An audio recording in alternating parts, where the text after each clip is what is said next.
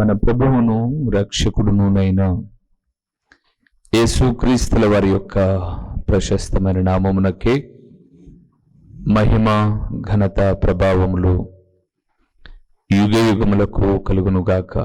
సర్వాధికారి అయిన దేవుడు ఆయన గొప్ప కనికరమును బట్టి మరొక శ్రేష్టమైన శుభదినములో దేవుని విలువైన మాటలు మనము ధ్యానము చేయుటకు దేవుడు మనకిచ్చిన ఈ గొప్ప సదవకాశమును బట్టి దేవాది దేవునికి మనము ఎంతగానో కృతజ్ఞతాస్తుతులు చెల్లించవలసిన వారుగా ఉన్నాం.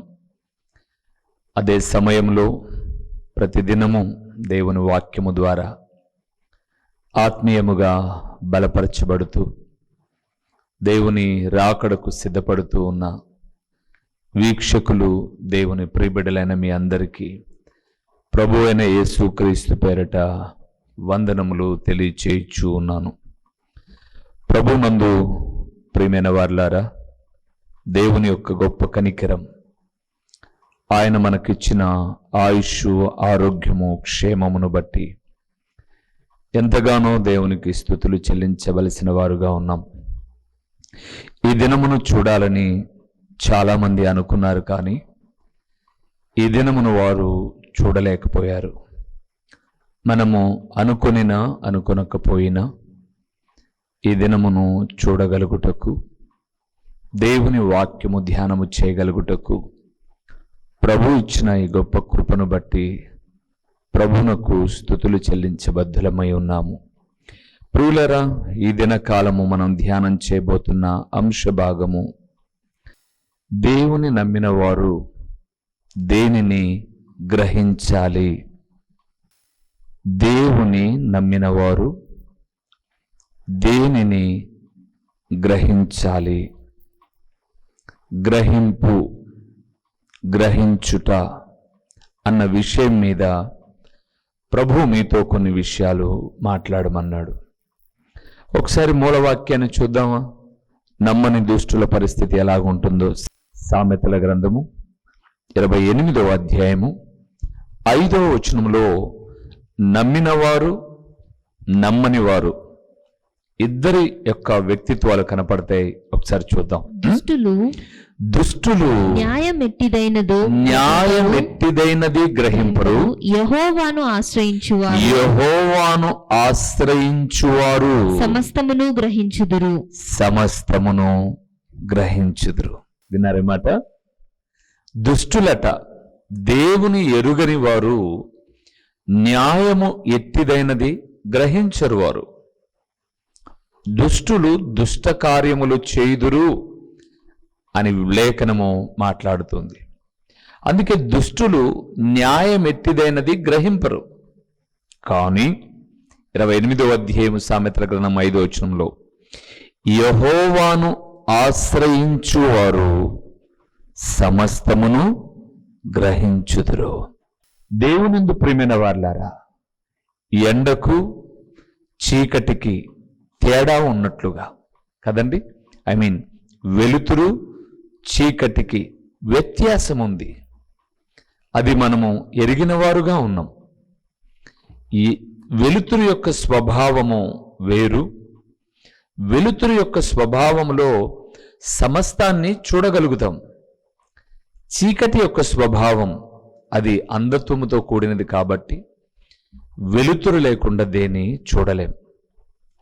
దేవుడు కూడా అదే మాట్లాడుతూ అంటున్నాడు, దుష్టులు చీకటిని పోలిన వారు, చీకటి సమానులు. వారు దేన్ని గ్రహించరు, ముఖ్యంగా దేవుని న్యాయాన్ని అసలు గుర్తించరు. దేవుని ఆశ్రయించు వారు ఉన్నారు చూడండి, వారు సమస్తమును గ్రహించుదురు.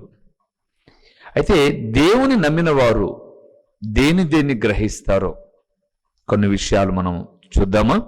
రండి, మొదటి విషయానికి వద్దాం. యోబు గ్రంథం 1వ అధ్యాయము 22వ వచనాన్ని ఒక్కసారి మనం చూద్దాం. గ్రహింపు అనే మాట ఎక్కడో ఒక చోట మనము చూడబోతూ ఉన్నాం. ఈ సంగతులలో ఈ సంగతులలో ఏ విషయమందును యోబు ఏ విషయమందును యోబు ఏ పాపమును ఏ చేయలేదు, పాపమును చేయలేదు. దేవుడు అన్యాయము చేసినని ఆ మాట చెప్పలేదు చూస్తారా? దేవుడు అన్యాయము చేసనని చెప్పలేదు. సో ఈ మాటలో నేను గ్రహింపు అనే పదాన్ని కొంచెం దాటి వెళ్తున్నాను. ఒకవేళ మీరు న్యాయమును గురించి 1 రాజులు 3:11 గ్రహించుట అనే మాట ఉంటుంది. కానీ మొట్టమొదటి విషయం ఏంటంటే దేవుడు న్యాయము చేయువాడని మనం గ్రహించాలి. దేవుడు న్యాయము చేయువాడని మనం గ్రహించాలి. వాస్తవంగా ఈ యోబు గ్రంథం 1వ అధ్యాయములో యోబును గురించి దేవుడు చెప్పిన ఒక మంచి స్టేట్మెంట్ ఏంటో తెలుసా? ఊజు దేశమందు యోబు అని ఒక మనుషుడుండెను. అతడు యథార్థవర్తనుడు, న్యాయవంతుడు, దేవునిందు భయభక్తులు కలిగి చెడుతనము విడిచిపెట్టినవాడు. అలాంటి మాటలు ఆ గ్రంథకర్త వివరిస్తూ ఉన్నప్పుడు ఇవే మాటలు సాతానుతో దేవుడు కూడా మాట్లాడతాడు. మీరు 7-8 వచనాలలో చూస్తే భూమి మీద సాతానుడు ఇటు అటు తిరుగుతూ దేవదూతలందరూ సమావేశమయ్యేటటువంటి సమయంలో దేవుని సన్నిధికి వాడు కూడా వచ్చాడు. దేవదూతలు గ్రహించలేకపోయారు, కానీ దేవుడు గ్రహించి, ఏం సాతానా, ఎక్కడి నుంచి వచ్చావు? భూమి మీద ఇటు అటు తిరుగుతూ వచ్చాను ప్రభువా అని అన్నాడు. అప్పుడు దేవుడు చెప్పిన మాట ఏంటంటే, భూమి మీద నా సేవకుడైన యోబు ఉన్నాడు, ఎరుగుదువా నువ్వు?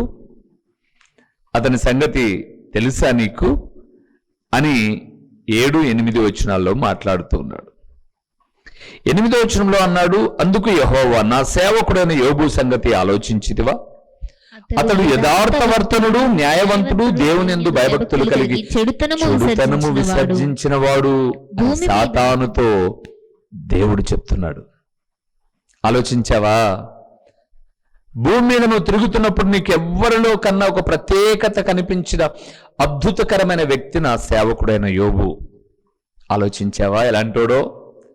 యథార్థవర్తనుడు, న్యాయవంతుడు, దేవునియందు భయభక్తులు కలిగిన వాడు, చెడుతనమును విడిచిన వాడు, అతని వంటి వాడు భూమి మీద ఒకడు లేడని ఆనాటి సంగతిని బట్టి నా ప్రభు అయిన దేవుడు మాట్లాడితే సాతానుడు అన్నాడు, ఊరికే న్యాయవంతుడయ్యాడా, యథార్థవంతుడయ్యాడా? నీవు అతనికి, అతని ఇంటికి కంచె వేశావు. కంచె తొలగించు, నేను కొన్ని బాధలు తలపెడతాను, నిన్ను దూషిస్తేస్తాడు యోబు, నువ్వు ఇష్టపడిన యోబు అని అన్నాడు. అలాగా కంచె తీసాను, వెళ్ళు అన్నాడు. ఒకే దినాన 10 మంది పిల్లలు చనిపోయారని, ఆస్తి అంతా అన్యాక్రాంతమైందని మనం చూస్తాం. కానీ యోబు ఎక్కడ కూడా మాట్లాడడం లేదు. సాతానుడు అంటాడు, సర్వం కోల్పోయిన మనిషి బానే ఉంటాడు, కానీ తన దేహం మీదకి రోగం వస్తే అప్పుడు నిజమైన స్వరూపం బయటపడుతుంది. ఇంకొక అవకాశం నాకేంటి, పో, ప్రాణం మాత్రం ముట్టమాకన్నాడు. అప్పుడు ముడితే ఒళ్ళంతా భయంకరమైన పచ్చి పుండ్లు వచ్చేసాయి. నేను ఇక్కడ చెప్పాలనుకున్న విషయం ఏంటంటే, ఈ మొదటి అధ్యాయములో మనం చూస్తూ ఉన్నప్పుడు కుమార్తెలు ఆస్తి కోల్పోయినప్పుడు భార్య వచ్చి మాట్లాడుతూ అంటుంది, ఇంకా ఏంటి దేవుడు, అందరూ చనిపోయారు, నేల మీద కూర్చొని ఉన్నాడు, ఇంకా భార్యతో మాట్లాడాలి. అప్పుడు మన్నించండి, భార్యతో మాట్లాడాల. కానీ దేవుని స్తుతిస్తూ అన్నాడు, నేను దిగంబరినే వచ్చితిని, దిగంబరినే వెళ్ళిదిని, యెహోవా ఇచ్చెను, యెహోవా తీసుకుని వెళ్ళను, యెహోవా నామమునకు స్తుతి కలుగునుగాక అని 21వ వచనంలో అని 22వ వచనంలో అంటాడు, దేవుడు అన్యాయము చేసెనని యోబు చెప్పలేదు. కానీ భార్య అంటుంది 2వ వచనంలో, జబ్బు వచ్చిన తర్వాత, అటు పిల్లలు, ఆస్తి అన్ని వెళ్ళిపోయాయి, ఇంకా యథార్థత వదలవా నువ్వు? వదిలిపెట్టి ఆ దేవుని చచ్చిపోనంటే ఏంటమ్మా నువ్వు మాట్లాడేది? దేవుని వల్ల మేలేనా, కీడు వద్దా? అయినా ఆయన కీడు చేసేవాడు కాదు, అన్యాయస్తుడు కాదు, దేవుని పక్షముగా మాట్లాడుతున్నాడు బహు బాధకరమైనటువంటి పరిస్థితులలో యోబు. ఈరోజు ప్రభు నందు ప్రియులారా, ఇప్పటికే దేవుని నమ్ముకుని కొన్ని ఏండ్లయ్యి ఆధ్యాత్మికంగా చక్కగా వెళ్తూ ఉన్నప్పుడు దేవుడు నీ కుటుంబంలో ఏదో జరిగించాడు, ఆపదో విపత్తో వచ్చిందని అనుకుంటున్నావా? అది దేవుని యొక్క ఆలోచన కాదు, లేదా దేవుడు చేసిన పని కాదు. నీ మంచి జీవితాన్ని, భక్తి జీవితాన్ని శోధించడానికి అపవాది చేసిన పని అని గ్రహించు. దేవుడు ఎప్పుడు అన్యాయము చేయడు. దేవుడు న్యాయవంతుడు ప్రియులారా. అందుకే మీరు లూకా సువార్త 18వ అధ్యాయంకి వెళ్తున్నప్పుడు ఒక విధవరాలు ఒక న్యాయాధిపతి దగ్గరికి వెళ్ళి, నాకు నా ప్రతివాదికి న్యాయము తీర్చు అని రోజు అని అడుగుతుంటే ఆ న్యాయాధివాది అమ్ముడుపోయాడు. ఈమెను పట్టించుకోవాలా, కానీ ఈమె మాటికి వెళ్ళి అడుగుతూ ఉంది. విసిగిపోయిన న్యాయాధిపతి ఒకసారి న్యాయం తీస్తే ఈమె రాదు అని న్యాయము తీర్చాడు. అక్కడ 18వ అధ్యాయం 7-8 వచనాల్లో ప్రభు అంటాడు, అన్యాయస్తుడైన న్యాయాధిపతే ప్రత్యేకంగా గోజాడుతున్న విధవరాలు పక్షముగా మేలు చేస్తే తన బిడ్డలు దివారాత్రములు మొరపెట్టగా వారికి త్వరగా న్యాయము తీర్చును అంటాడు. ఎంత గొప్ప దేవుడు! మన దేవుడు న్యాయము చేయువాడు అని గ్రహించాలి. రెండోది ఏం గ్రహించాలో చూద్దాము. అపోస్తుల కార్యములు 10వ అధ్యాయము 33వ వచనాన్ని ఒకసారి మనం చూద్దాము. వెంటనే అపోస్తుల కార్యములు 10వ అధ్యాయము 33వ వచనాన్ని. వెంటనే నిన్ను పిలిపించితిని. వెంటనే నిన్ను పిలిపించితిని. 34 కూడా చూద్దాం. 34 వచనం, నీవు వచ్చినది మంచిది మంచిది, ప్రభువు నీకు ఆజ్ఞాపించినవన్నీ వినుటకై ఇప్పుడు మేమందరము ఇక్కడ కూడి ఉన్నామని చెప్పెను. అందుకు పేతురు నోరు తెరిచి ఇట్లా నేను 34 వచనం, దేవుడు పక్షపాతి కాడని నిజముగా గ్రహించి ఉన్నాను. చాలు. అపోస్తల కార్యం 10వ అధ్యాయములో ఇటలీ పటాలమనబడిన పటాలములో శతాధిపతి అయిన కొర్నేలి అనే ఒక భక్తిపరుడున్నాడు. అతను అన్యుడు.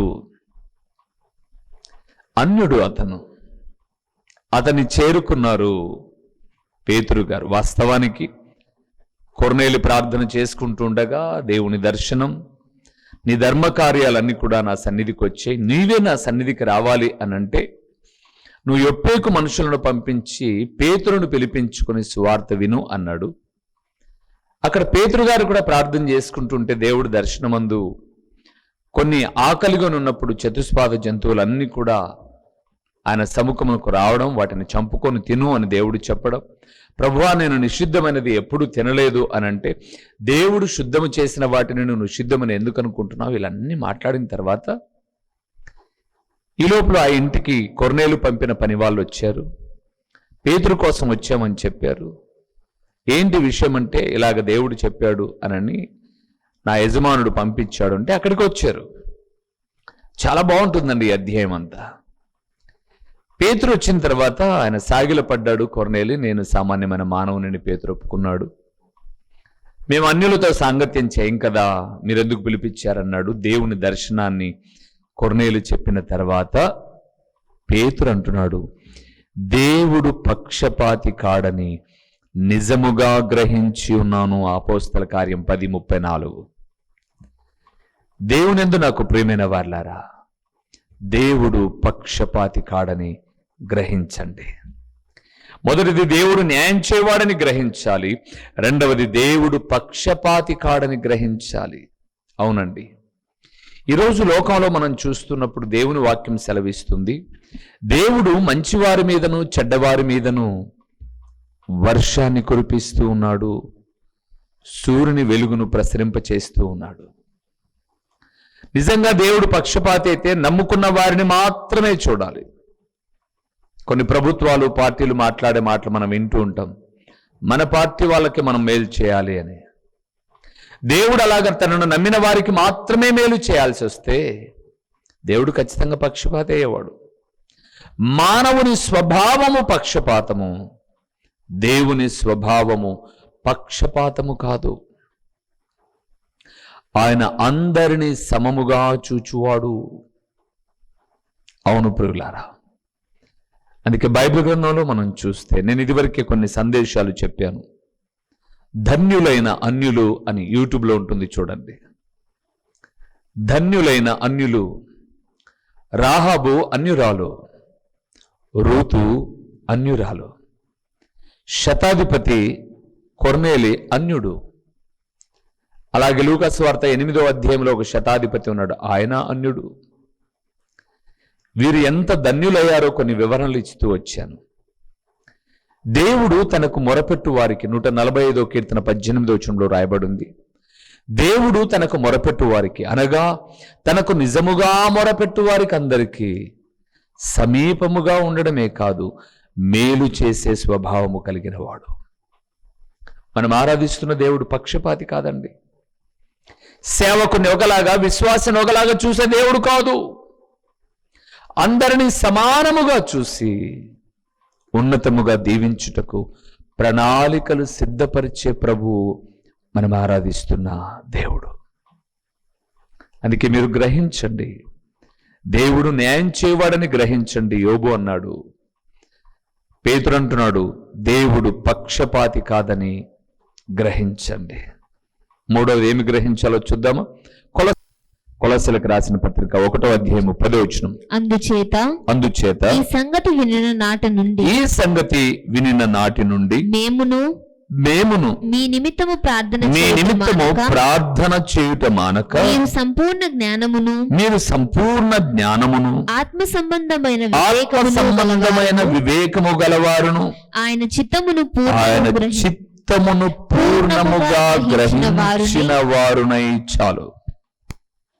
మూడవది ప్రియులారా, దేవుని నమ్మిన వారు దేవుని చిత్తమును గ్రహించాలి. ఏమేం గ్రహించాలి? దేవుడు న్యాయవంతుడని గ్రహించాలి, దేవుడు పక్షపాతి కాడని గ్రహించాలి, మూడవది దేవుని చిత్తమును గ్రహించాలి. మీరు చాలామంది దేవుని చిత్తము దేవుని చిత్తము దేవుని చిత్తము అంటే ఏంటన్నా దేవుని చిత్తం? చాలా మంది టీ తాగండి బ్రదర్, రండి టీ తాగుదాం అంటే దేవుని చిత్తం అయితే తాగుతాను బ్రదర్ అంటాడు. దేవుని చిత్తం అయితే తాగుతాను. ఎవరైనా పిలిస్తే వచ్చే మనసు లేనప్పుడు చెప్పే మాట, దేవుని చిత్తం అయితే వస్తా బ్రదర్. ఇంతకు దేవుని చిత్తము ఏమిటో బైబిల్లో ఉంది, మీకు తెలుసా? దేవుని చిత్తం ఏంటో తెస్సలోనికీయులకు రాసిన మొదటి పత్రిక 4వ అధ్యాయంలో చాలా విషయాలు ఉన్నాయి. కొన్ని మీకు నేను జ్ఞాపకం చేస్తాను, సరేనా? చాలా ఉన్నాయి. 5, 6 అధ్యాయాలు మొదటి తెస్సలోనికీయులకు రాసిన పత్రిక అంతా మీరు చదవండి. 4, 5, 6 అధ్యాయాలు. సరే, 4, 5 అధ్యాయాలు. కానీ 4వ అధ్యాయంలో 3వ వచనాన్ని చదువుదాం ఒకసారి. 4వ అధ్యాయం 3వ వచనం. మీరు పరిశుద్ధులగుటయే అనగా మీరు జారత్వమునకు దూరముగా ఉండుటయే దేవుని చిత్తము. చాలు. ఏంటంటే దేవుని చిత్తం? కాఫీ తాగుదాం దా బ్రదర్ అంటే, పెళ్లికి రా బ్రదర్ అంటే, మా ఇంటికి రండి బ్రదర్ అంటే, ఇదిగా దేవుని చిత్తం అనేది. అది ప్రార్థన చేసుకొని దేవుడిచ్చే ఆలోచన ప్రకారంగా వెళ్ళు.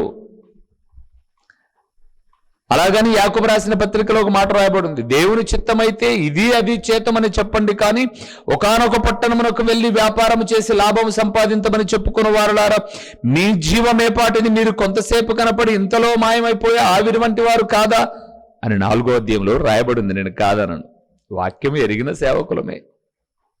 అయితే నిజముగా దేవుని చిత్తం ఏంటి?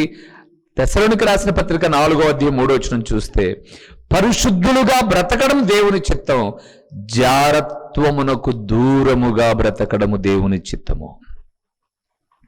అంతేనా? 4, 5 వచనాలు కూడా చూడండి. తెస్సలోనికీయులకు రాసిన మొదటి పత్రిక 4వ అధ్యాయం 4, 5 వచనాలు. మీలో ప్రతివాడును దేవుని ఎరుగని అన్ని జనుల వలె కామాభిలాష ఎందు కాక పరిశుద్ధత యందును ఘనత యందును తన ఘటమును ఎట్లు కాపాడుకొనవలెను, అది ఎరిగి ఉండుటయే దేవుని చిత్తము. అది రెండోది ఏంటట? మీరు మీ ఘటమనగా కుండ, ఈ మట్టి దేహం ఉంది చూడు, దీన్ని పరిశుద్ధంగా కాపాడుకోవడం దేవుని చిత్తం. దీన్ని అపవిత్రపరచుకోవడం దేవుని చిత్తం కాదు, పవిత్రంగా కాపాడుకోవడం. చాలా ఉన్నాయి. మీరు 5వ అధ్యాయంలోని కూడా వెళ్తే చాలా విషయాలు ఉన్నాయి. ఒకవేళ 5వ అధ్యాయం 16, 18 వచనాలకు వెళ్తే ప్రతి విషయమందు దేవునికి కృతజ్ఞతాస్తుతులు చెల్లించుట మీ విషయములో దేవుని చిత్తము అంటాడు. దేవుని బిడ్డలారా, దేవుని చిత్తాన్ని గ్రహించాలి. దేవుడు న్యాయవంతుడని గ్రహించాలి, పక్షపాతి కాదని గ్రహించాలి. దేవుని చిత్తమేమిటో దేవుని నమ్మిన వారు గ్రహించాలి. ఈరోజు స్మార్ట్ ఫోన్స్ వచ్చిన తర్వాత ఎంత అపవిత్రపరచబడుతున్నారు మనుషులు, పాడైపోతూ ఉన్నారు, అపవిత్రులైపోతూ ఉన్నారు, జారత్వము జరుగుతూ ఉంది.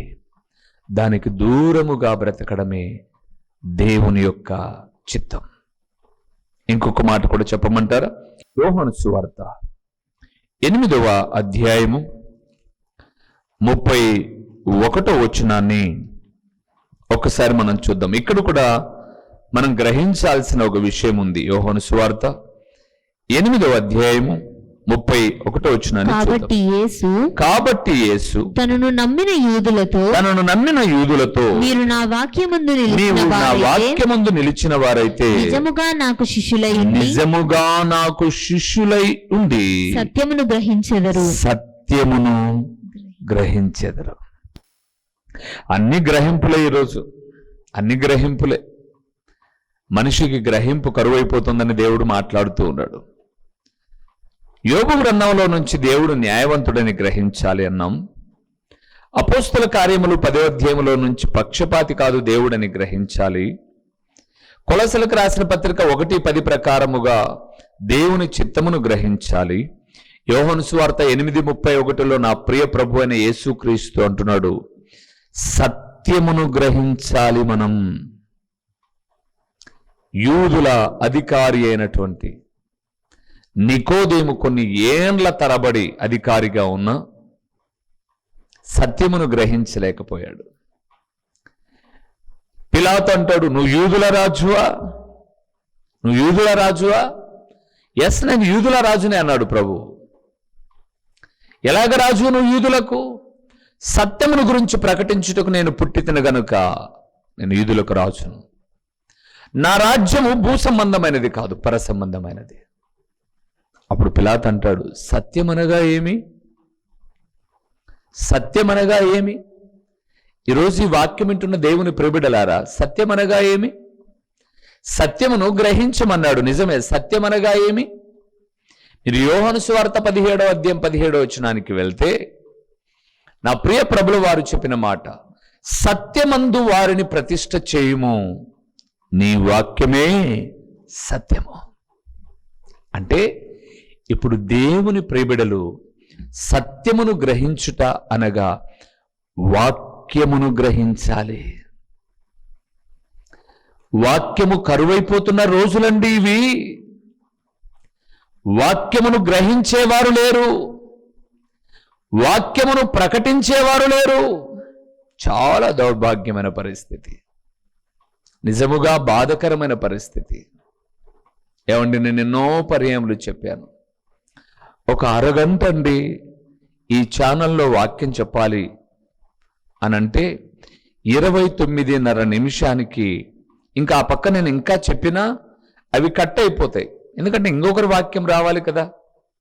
ఒక ½ అన్ అవరే స్లాట్ బుకింగ్ అంటారు. ఒక శుభవార్త, ఆరాధన, నిరీక్షణ, ఇంకా పెద్ద పెద్ద శాటిలైట్ ఛానల్లో వాక్యం చెప్పాలి అంటే ఉదయకాలమో సాయంకాలమో వాక్యం చెప్పడానికి 10,000, 15,000 ఒక అరగంటకు పే చేస్తూ ఉంటే, అరగంట వాక్యం చెప్పమంటే 10 నిమిషాలు వాక్యం, 10 నిమిషాలు సాక్ష్యాలు, 10 నిమిషాలు అడ్వర్టైజ్మెంట్లు. వ్యాపారం అయిపోయిందండి ఈరోజు. ఎవరిదా సొమ్ము? దేవుని సొమ్ము కదండి, దేవుని పిల్లలు ఇచ్చిందే కదా. అంటే ఎంతసేపు మమ్మల్ని పబ్లిసిటీ చేసుకోవడమా? వాక్యము లేదు.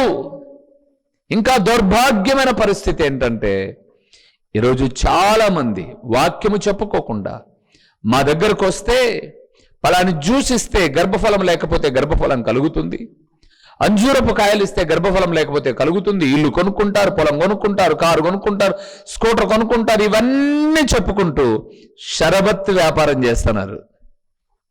ఈరోజు సేవకులు ఫంక్షన్ హాల్ తీసుకొని సర్బత్తులు వ్యాపారం చేస్తున్నారండి. మీకు ఇంకా అర్థం కావడానికి రాయలసీమ భాషలే కాకోకుండా మీ భాషలో చెప్తాను, కూల్ డ్రింక్ వ్యాపారాలు చేస్తున్నారు. వాక్యం ఎక్కడా?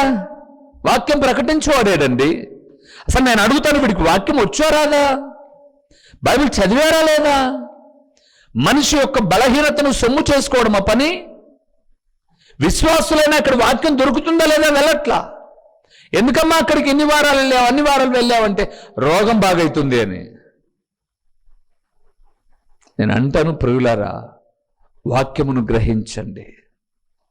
మీరు వాక్యమునకు విధేయులవుతే ఆటోమేటిక్గా మీరు ఆరోగ్యవంతులు అవుతారు. నేను ఒక మాట చెప్పమంటారా? పాపముతో ఆరోగ్యంగా బ్రతికి పాపముతో చచ్చిపోయి నరకానికి వెళ్ళుట కన్నా అనారోగ్యముతో బ్రతికైనా నీతిగా వాక్యానుసారముగా బ్రతికి పరలోకము చేరడం గొప్ప విషయం కాదా? గొప్ప విషయం కాదా? వాక్యమును గ్రహించండి. వాక్యము కరువైపోతున్న ఈ దినాల్లో. ఇంకో మాట కూడా చూద్దామా? ఇర్మియా గ్రంథం 9వ అధ్యాయము 24వ వచనాన్ని మనం ఒకసారి చూద్దాం. ఏమి గ్రహించాలో. అతిశయించువాడు దేనిని బట్టి అతిశయింపవలెను అనగా భూమి మీద కృప చూపుచు నీతి న్యాయములు జరిగించుచున్న యెహోవాను నేనే అని గ్రహించి నన్ను పరిశీలనగా తెలుసుకొనుట బట్టి అతిశయింపవలెను. 5వ విషయం కూడా చెప్తున్నాను, దేవుడు మన ఎడల కృప చూపువాడని గ్రహించాలి. ఏమని? దేవుడు మన ఎడల కృప చూపువాడని. డబ్బును బట్టి అతిశయపడద్దు. అందాన్ని బట్టి, బంధాన్ని బట్టి, బలాన్ని బట్టి, శక్తిని బట్టి ఏ అతిశయమొద్దు. దేవుడు మన ఎడల కృప చూపుచూ ఉన్నాడని అతిశయపడితే చాలు. 5 విషయాలు చెప్పాను ప్రియులారా. దేవుడు న్యాయము చేయవాడని గ్రహించాలి. దేవుడు పక్షపాతి కాడని గ్రహించాలి. దేవుని చిత్తాన్ని గ్రహించాలి.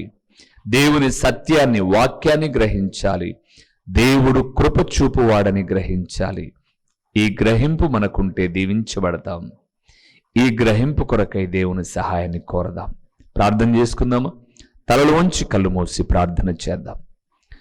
నీతి స్వరూపుడవైన మా ప్రియమైన పరలోకపు తండ్రి, మహోన్నతుడవైన దేవా, మహాగణుడవైన పరలోకపు తండ్రి, నీ ఘనమైన, శ్రేష్టమైన, ఉన్నతమైన నామమునకు నీ ప్రియ కుమారుడును మా ప్రాణనాథుడు విమోచకుడు అయిన యేసుక్రీస్తుల వారి యొక్క ప్రశస్తమైన నామములో హృదయపూర్వకమైన స్తోత్రములు నాయన.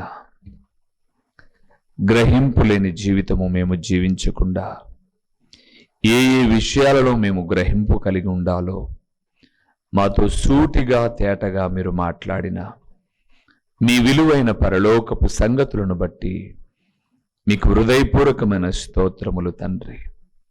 ఓ నాయనా, ప్రకటించబడిన ఈ పరలోకపు సంగతులు వ్యర్థముగా పోకుండా సారవంతమైన నేలను పడిన విత్తనము వలె 30దంతలుగా 60దంతలుగా 100అంతలుగా ఫలింపచేసి మీ ఘననామానికి మహిమ ఘనత ప్రభావములు మీరు కలుగు చేసుకునమని ఎంతైనా నమ్మదగిన దేవుడవైన మీకు స్తుతులు చెల్లించుకుంటూ యేసు నామములో అడిగి పొందియున్నాము తండ్రి. ఆమేన్. మా చిరునామా దైవజనులు బ్రదర్ ఓ రూబేన్ గారు, క్రీస్తు ప్రార్థనా మందిరం, డోర్ నెంబర్ 1-10-386, నగరిగుట్ట, పులివెందుల, కడప జిల్లా. మీ ప్రార్థనా అవసరాల కొరకై సెల్ నంబర్ 9989067409.